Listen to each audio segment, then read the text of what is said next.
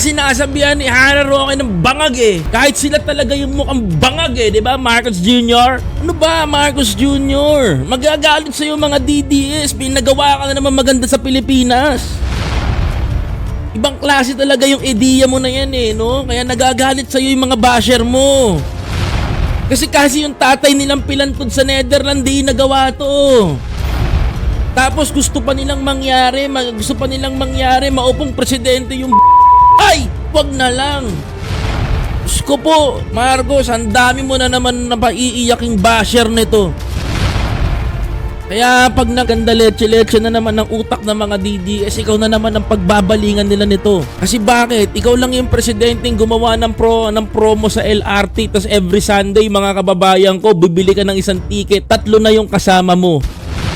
Ang laking tulong nito mga kapatid. Kaya magagalit ang mga DDS sa'yo.